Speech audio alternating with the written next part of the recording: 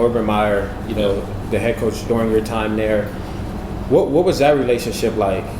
Urban Myer is one of those coaches where he truly knows how to bring a team together. The right coaches, the right players. He knows how to bring them all together to win championships. I never take that from him. He's just always been that guy. I definitely give him his credit for that. But as far as like our personal relationship, it was different. It was definitely different. Coming in, I was this number one, whatever I was in high school, coming in. It's Ohio State, so pretty much everybody's number one in their state or whatever. And I remember coming into the room, Raquan McMillan in front of me, Darren Lee, Joshua Perry. All these guys I'm naming are like first rounders. Yeah, like it's not like they're some slouches. Joshua Perry, he was I think fifth year starter. It was something like that. So all these guys in front of me were essentially I had to wait my turn, and it was just one particular moment. I remember it was at the cafeteria. And it's similar like just a regular circle table. I'm a freshman, so I'm still trying to figure out my way. And I remember he sat down, didn't say anything to me, started eating, and he was just like, "You're a recruit mistake."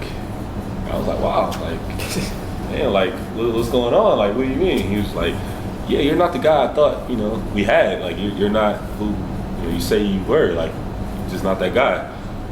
And it was kind of one of those things of like, I already felt like I was lost in the way. I already felt like I was trying to figure out what I was doing. Like, it was hard to come back from it because once the head guy said that, now you just feel like your assistant coaches feel like that. Now you feel like your leaders feel like that. So it put me in a very, very dark place. But it truly was for me. I leaned on other guys. I leaned on Joshua Perry. I just started talking to Joshua Perry literally just because, like, bro, I need help and you got to figure it out. So just help me essentially. Same thing with Raquan McMillan, man. He helped me in ways that I can't even explain, to be honest with you. So I just started leaning on other guys. Fast forward that year, somebody got hurt. So I was going to redshirt that year, but somebody got hurt, so I had to play. Ended up playing just a special teams guy. Just did my thing, pretty decent year. Going into my sophomore year, that's when I don't know if you remember it, but springtime, Joe Burrow, he threw a pass. I caught it one hand in the spring game. Yeah, of course. That was like my moment of like, oh, okay, we have something in him. Like there's something there. But again, I had Mr. Football himself, Dante Booker in front of me. Okay. So it wasn't like, I'm going to just step into this role and take his spot. But it's a game of football, and he ended up getting hurt the first game of the year.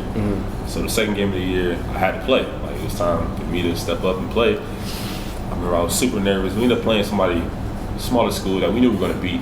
Smaller school, just to wake you up, kind of get used to the game. Had a decent game, and then my second start was at Oklahoma versus Baker Mayfield, and what they have over there. And I said like that was the game. It was kind of like my coming out game of I became, I guess, who I am today. I could really play this position. I ended up having a bomb game. I think 2.5 sacks, whatever tackles, pick 6. I had basically a bomb game. And that kind of just set the tone to my career. But what got interesting with Urban Myer was we never really addressed what happened. It was never, honestly, all I was waiting for was just like, I was wrong. Right. I was trying to get in your head and help you or anything. We just never talked. Like, it was like one of those, you gonna say anything? Like, you said I was this and I turned out to be this. Are you gonna just apologize? Or it was nothing. But it was just a way to motivate me or something like that. But we never talked about it, so I'm just gonna take the positive route and say that. A lot of linebacker coaches would say, like, you're too small. You don't play the game like how I want a linebacker to play. There's nothing I can say. If that's how you feel, that's how you feel.